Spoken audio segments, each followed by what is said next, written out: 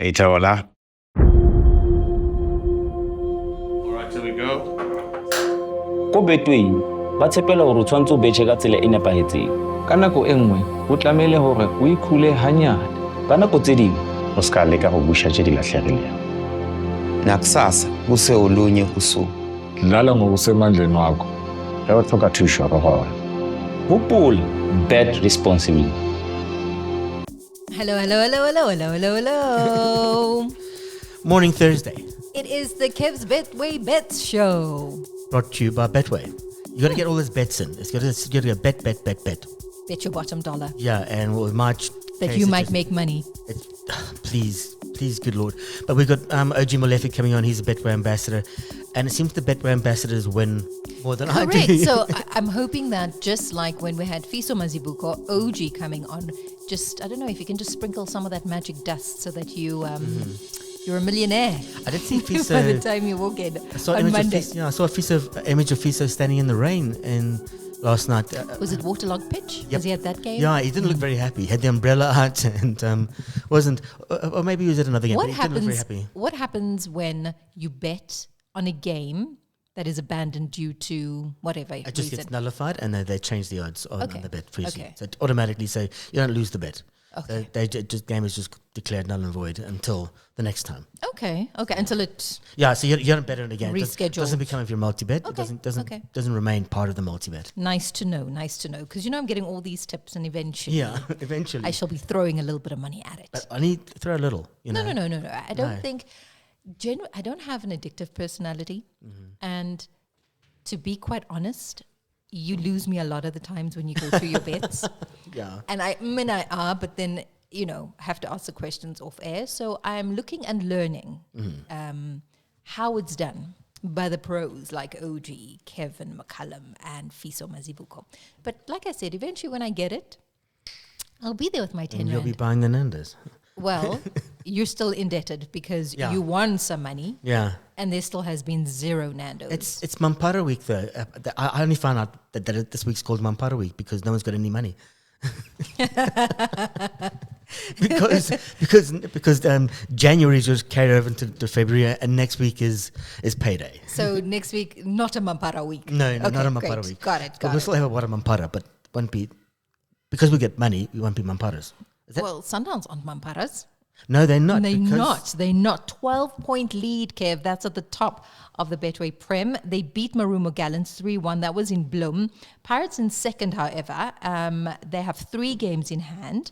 And Downs were 1-0 down. So they came from behind yesterday. I don't know why they have to do that. But anyway, it was the usual suspects as well. Allende was there, Ribeiro, Reyners, and we talk about them all the time. We spoke about these very players yesterday as well and just the playmakers that they are. But Ribeiro, who isn't an outright striker, however, getting that top nod when it comes to the most goals scored. So Downs are... They're looking good, man. They're looking good. Onyanga was sent off. They had to use all 5 of their subs. Morena then donned the gloves. That's a bit of an embarrassment. Yeah. And I still don't have my streaming up, so I have to catch like highlights, before I make it to work. So DSTV, sort me out. Wake up. But anyway, the clash between Arrows, Pirates, obviously in Mpumalanga Stadium, Hammersdale abandoned. That was a waterlogged pitch. Yeah. So we also do need to, we've been taking a look at pitches, right? Yeah. And asking the burning questions. Berti coming up. This is obviously not a stadium management stadium, but... But we talked about the state of pitches and who looks after them. Is it the clubs? Is it the greenkeepers of the municipal grounds? A lot of those grounds are owned by municipalities and councils. Is it their fault? Is it their duty? Or is it, if you're a professional football club, surely you have someone to look after your field to make sure you play the best you can. And also they should know that the drainage is really poor. Yeah. I think Dobsonville, it's also quite poor. I can remember going with really nice pair of shoes. They weren't so nice after I had to schlep through the waterlogged pitch side. Splish. Yeah, and then I also think to the Lesotho game and Bafana coming up. And if it is that we're going to Polokwane, I'm not saying it's going to rain, but let's say it does. Yeah. Is that pitch equipped to cater? Yeah. Because it doesn't need to be abandoned if it is that there is no lightning and all those T's and C's, you know. But will it be? So I think that that's my burning question, and definitely something that we need to take a look at maybe tomorrow. I think so, yeah. I see Times Live reporting today that Royal AM management have told the club's players and the coaching staff to remain calm, and they said please. we'll be returning to action soon. That's Times Live. But yeah, they don't think they're being sold, but I think we'll see action in the next couple of weeks. We've got to see it soon. So in the face of danger, you're telling me I need to remain calm. Yeah. Players have not trained. Yeah. We don't know word on payment. There hasn't been much. Remember, we had Shaba from SAFPU on the line who said by the end of December they were paid, and we were nervous about the end of Jan. We haven't heard anything. But in the face of danger, you're telling me as I'm about to lose my job and my future is not secure, Go train. that I must not panic? Yeah. I'm in full-on panic, and I'm not even a part of Royal AM. It's like, I mean, I'm a freelance journalist and people tell you, don't you want to do it for the exposure? You know? No. Like I freelance too. Or please can you just put this on your Instagram and whatever. I'm like, no, I'm not just going to put it there, nje, because, you know. Wena. Yeah, correct. Money makes the world go round. Speaking of money, Pep Guardiola needs some money. He's admitted now City need a massive rebuild. I mean, they were just swept aside by Kylian Mbappe last night. He scored a hat-trick? He was wearing his pants and everything. Thankfully. Yeah. So Real Madrid now in the last 16. This is the third time in 4 seasons that City have been knocked out by Madrid, but the first time that they failed to make the last 16 of the Champions League, which is a big. I mean, that's a money loss. Yeah. And then PSV Eindhoven, they got into the last 16 with a 3-1 extra time win over Juventus. They're going to face either Arsenal or Inter Milan. PSG will play either Liverpool or Barcelona after they beat their French rivals Brest 7-0, which was a 10-0 on aggregates. That's a bit of a smash.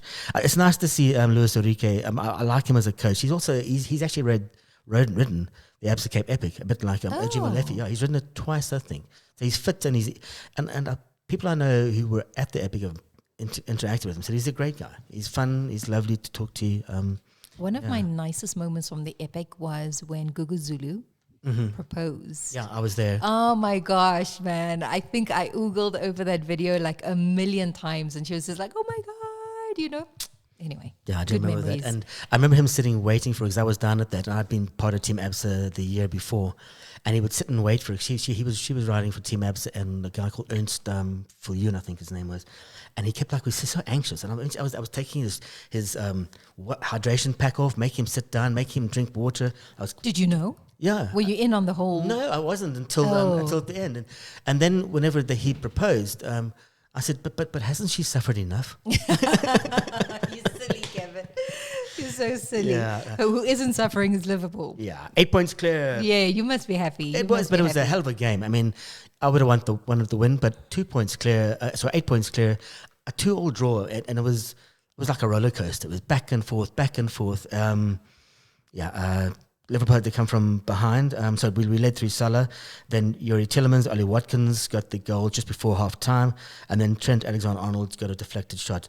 Somebody just sent me a meme of a guy standing up against the wall in a firing squad. And said, any last request? He said, yeah, please let Darren Nunes take the shot. Because he keeps missing. Yeah. And then New Zealand obviously rode on brilliant hundreds from Tom Latham and Will Young to beat Pakistan by 60 runs in the Champions Trophy opener, spoiling the country's historic return to hosting global events after 3 decades.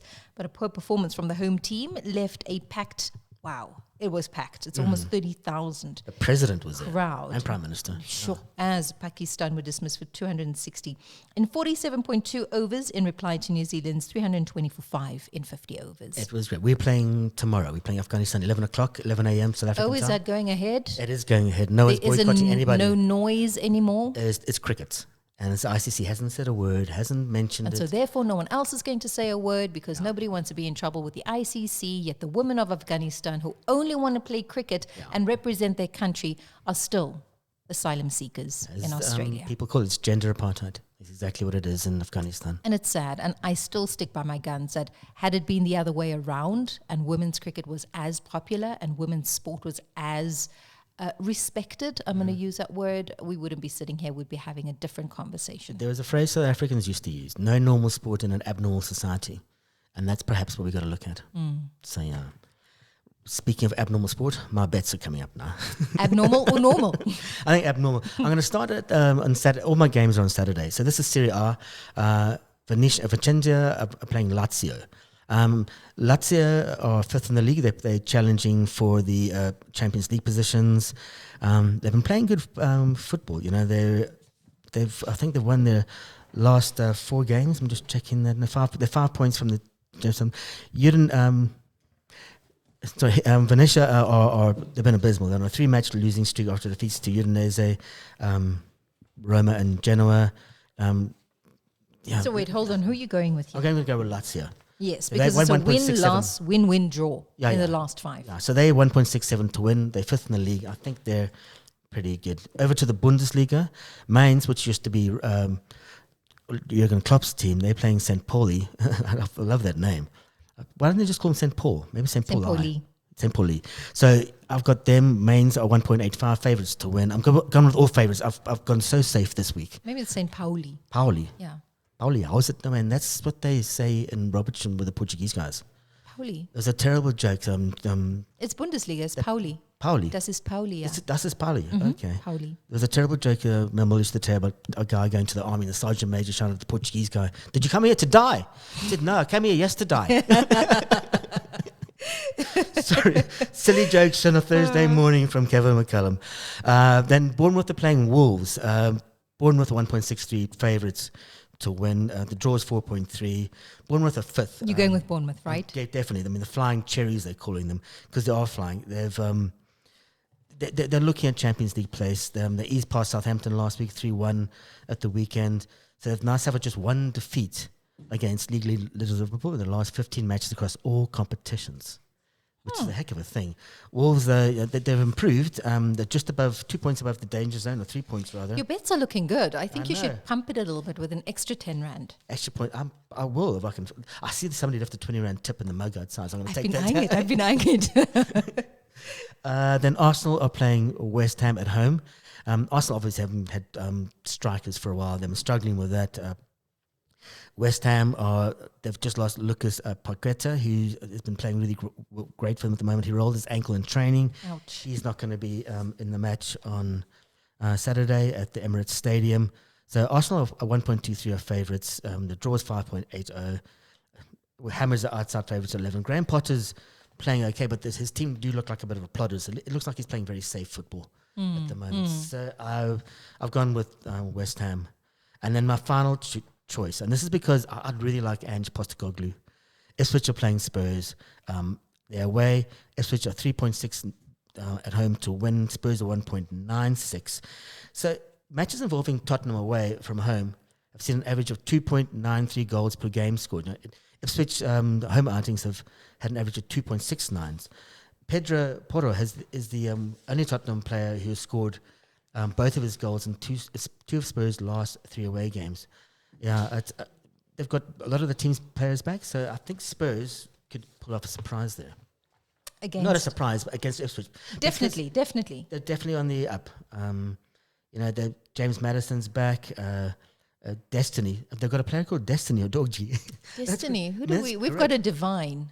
We got a Divine. Divine yes. Lunga. Divine Lunga. I love names like that. Destiny. Love more. Kai. Postnet Omoni. No ways. Yes, we had a Postnet. Why is that a real name? Yes, that's Not his a name. nickname. No. Where did I don't even want to know anymore. Anyway, for 10 rand on those bets, and I'll go through them quickly again just now, you can win 143 rand and 47 cents. I just started again. So at the top, I've got Lazio to beat Venezia. Then I have, of course, I've messed up all my papers. Mainz to beat St. Pauli. So Mainz going to beat St. Pauli. Bournemouth to beat Wolves at home. Arsenal to beat West Ham. Spurs to win away at Ipswich. That's 143 rand. The booking code is X8FC79A41. No, you've got to do it like you're doing the lottery. X. X8FC79A41. Oh, is that how they do the lottery? I did the lottery for a couple of years. And Lord forbid you call a number wrong. Lord forbid. Good Lord. But no. yeah, like I said, I start betting when they say Kev McCall or something, and that is your booking code because it should be that simple. Very disappointed there, Remy. We didn't get the This Is a Brave Man. We need surely that's my daily pickup. Brad Jakes. Brad Jakes saying this is the brave man. Yeah. I mean, I think that Mdu's got it tattooed on his forearm. This is a brave This man. is a brave man. A braver man. Brave man. Well, Joins us on the line. OG Molefe. Morning, OG. I'm feeling very brave today. Yeah. Why are you feeling brave? What did you do? I mean, is it some of your bets or going on air? I just think I can feel my bed slip like pop in this weekend. But you had to send me two because you sent me one initially that had the bets from last night. and can we not? Well, that one kind of slip up from last night, but I think the other two came through. So I would have lost. So I had to put a rebate quickly before you came on air, Kev. Okay, we're going to talk about that just now. But tell me about your relationship with Betway and the OG Molefe Foundation and how that works with you. Yeah, it's actually been so cool. I mean, I think I've had a long-standing relationship with the guys even before I became an ambassador. And in 2019, we sort of began the relationship formally when they came on board as a sponsor of our, OG Molefe Foundation Golf Day, and they've been a long-standing supporter of the initiatives we do in the golf development space. And just the people at Betway and what they've done for us as an organization has been superb. So just to be partners with them and an ambassador of the brand has been an absolute pleasure. So describe to me and tell me, what does the OG Molefe Foundation do? What work do you do, the reach, the aims of it, and how long has it been going for? Why did you start it, that sort of thing? Yeah, Kev, you, Romeo, and I will probably know because we've covered sport for so long that we often fight and battle with politicians and people running sport in terms of just the amount of development that's done. And across all other sports, I think they sort of kind of getting it right. But in golf, it's so bad because hardly a lot is done, especially in townships and rural areas. And I got to a point where I was like, I keep asking these people, what are they doing? But what am I doing? And having sort of created relationships within the golf space, I figured I'd use my sort of influence to try and help kids. So what we essentially do is in Meadowland, Soweto, we built a driving range and a library. So we help kids there sort of get into the game. And over the last 2 years, we've helped some really great and amateurs with lots of potential, but struggle from a finance point of view because, golf is not a cheap sport. So getting the correct equipment is important. And in this day and age, we help them with getting a mental coach, getting a coach, getting to tournaments, the travel, accommodation. So all of that is stuff that we sort of try and take away from them and just let them play golf. And it's been cool. One of our kids, Penyo Sebata, won in Tshwane last week. 16-year-old girl is doing well. Vuisane that we also help. He won the Dimension Data Junior late last year. So we're kind of seeing, the help we're offering to young, potentially very good kids who just need that extra support that's sort of helping out. OJ, if I can throw a span in the works, because, the work you're doing through your foundation is remarkable, really. How do you counter? When a betting partner comes to assist on a not-for-profit, for example. However, critics can also turn around and say, but is this not the very people who take, let's say, the bottom dollar from those who might not know when to stop, yet are giving it back to those, in need type of thing, if you get my questioning? No, absolutely. And it's a very good question. And what Betway has done, especially ever since coming to this space with us, is that they don't directly, especially because we deal with a lot of kids, support the kids directly. But what they do then is support the events that we put together in terms of the fundraising golf days that we hold. And they've been able to help us with the expansion. We now have one in the Cape for the last 2 years. Awesome. And our next one will be on the 2nd of May later. Now we're also expanding towards Durban. We've had people reach out from Limpopo and the Northwest to kind of bring it there. So Betway helps us in putting those events together. And from the funds we raise from their sponsorship and other people coming on board to play, we then are able to take those funds and help those kids that are in need. So we do, of course, always spread and preach, responsible betting and not necessarily going out and taking your last dollar to place a bet. And I think they've been really good in terms of teaching that to everyone involved, especially where our tournaments are involved. I like that. Yeah, I like that. In terms of your reach, how many kids have you managed to get involved in the program? I think in Meadowlands alone, we went from kids who had never touched a golf club to about 104 that we've helped get into the sport. And they come and go. I mean, some, I think, as we having grown up playing sport, we all tried different things. Some have remained, and some have moved on to other sports, but we've had that impact. In the last year and a half, like I said, we've had like about 6 solid juniors that we've helped out. And as I mentioned, the 2 that we've seen the success with is awesome. We had Kanyam Kize, who turned pro late last year, and he's competing actually on the Betway Big Easy Tour, which is the development tour of the Sunshine Tour in South Africa. So, yeah, it's great to see the impact, and we're just hoping for more in years to come. Because a lot of kids from that Big Easy Tour, they go on to do good things. They get into the Sunshine Tour and they turn on to good pros. I mean, just the work Betway is doing there is awesome because it provides them with a platform to play. I mean, across all sports, it's hard to become a professional and you're not necessarily going to go to the top step. And we've seen guys that have graduated from the Betway Big Easy Tour go on to the Sunshine Tour. A guy like Gerard Pepler winning in his rookie season because he's been tested and been groomed at the developmental space. So once they get to the Sunshine Tour, they've almost had that sort of similar competition to know what they can expect. And now he's getting ready to play in the SA Open and thinks he can win that. So you need a platform like the Big Easy to sort of prepare you to get to that Sunshine Tour level. And now next week they'll be playing a DP World Tour event. I mean, you win that and the world is your oyster pretty much. Yeah, and indeed. You talked about the mental aspect of golf earlier. I mean, for me, I played golf as at university when I say I played because the beers were cheap down the pub. Yeah. But that mental aspect and the thing about golf is it's a hell of a game. You know, I can play football no problem, but golf you play. I'm never playing again. Then you hit one good shot. So how do you work on the mental aspect with a young kid to keep on going when it is difficult? It is hard. It is a hard sport.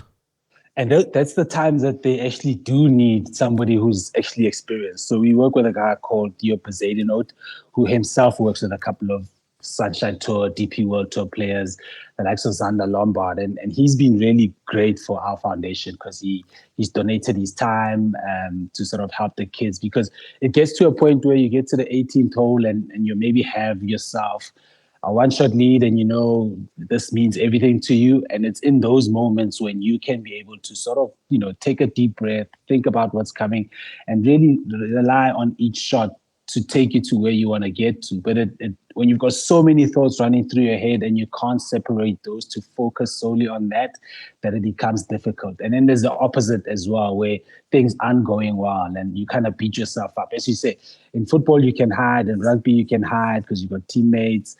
Here it's all on you and every shot is on you. So if you hit a bad shot, it's not on your caddy. It's on you because you hit the shot.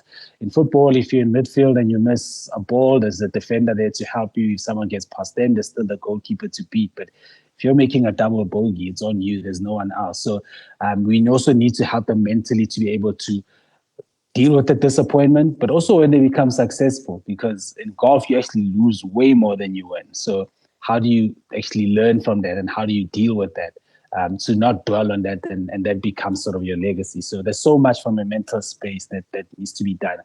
And it's great that we can now do that from when they are still young and not wait till they actually become pros. Yeah, you speak about losing more than you win, and that's me on my bets at the moment. I haven't won a single thing. So let's go through your bets. You've chosen, you started with Stellenbosch tonight. Is it tomorrow night? Tomorrow night, rather. Yeah. To beat Richards Bay, yeah.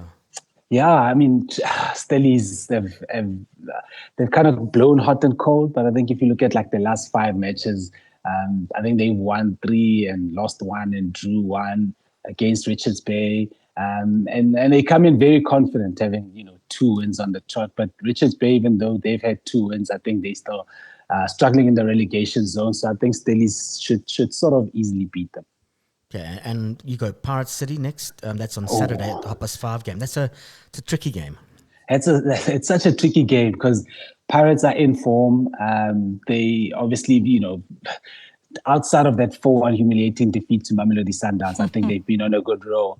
And they come up against a struggling City that, for the last 4 or 5 games, they haven't really been doing well. Eric Tinkler is now gone. And Pirates also know that they need to win these games because they now find themselves 12 points behind Sundowns. And even though they've got those 3 games in hand, those don't necessarily relate to points in the bag. So they need to kind of quickly catch up. Unfortunate that their game was postponed yesterday. Yeah, what a waterlogged pitch that they have in KZN. So they can't afford to have themselves that far back behind Mamelodi Sundowns if they are to win the championship. So they have to start by beating City. Yeah, we don't need Uber rides, we need Uber canoe at the moment. Tell me about it. Romy says she saw me on the course. Like all I did was watch the rain fall. Yes, actually. Then Bournemouth Wolves. I see you've gone with only Bournemouth to score, which is actually probably at good odds at 3-1. Yeah, I saw the odds and I was like, it's highly possible. Bournemouth has actually been playing well, and it's kind of almost shocking as well that they could be in with a shot of getting one of those Champions League spots. Yeah. And they beat Southampton recently quite easily, and I think in the last 15 competitions they've only matches they've lost only to Liverpool, which is kind of expected. And I think pretty much, they've been playing really quality football, and Wolves are struggling in the danger zone. And I think Bournemouth can actually keep them out in this game. Okay, and you've gone with the easy one, Sundowns to beat TS Galaxy 1.5. Yeah, I thought hard about it because they beat Sundowns Correct, recently, right? And they played superbly. I think they actually it's the first time I think in a long time I've seen Sundowns actually being outplayed in that game. But also watching Sundowns last week, and Romy, you in the Bafana setup, a lot of people talking about let's naturalize Ribeiro and make him a South African because he's playing so well. And I think that loss will really get them pumped up for this game. And I think they'll get back, a win and get some revenge against Galaxy. Cool. And your last bit is quite an easy. Well, both teams are City, Liverpool. I went for the low hanging fruit. I went for the low hanging fruit on this one. Although watching the Champions League game yesterday, City really.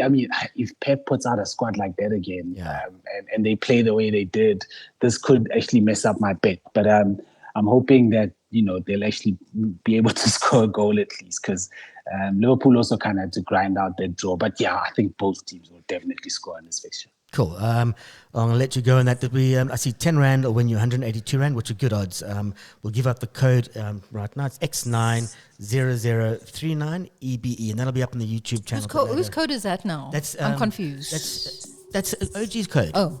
That's the winning slip. That's the winning code. It's a winning code. I shall use it. I shall use it. Thanks, OG. You're a legend. Thank you, guys. Thank you so much. Have a great morning. Cheers. Cool. Thank you. Cool. That's been the show. OG's going to win us money. Great Let's guy. hope so. I hope you could win us money, and that we didn't have to rely on outsiders outside of our Omni Audio family, but we got to do what we got to do. Back tomorrow for the Friday edition. Cheerio. Every Monday and Thursday, Cavs Betway Bets is powered by Betway.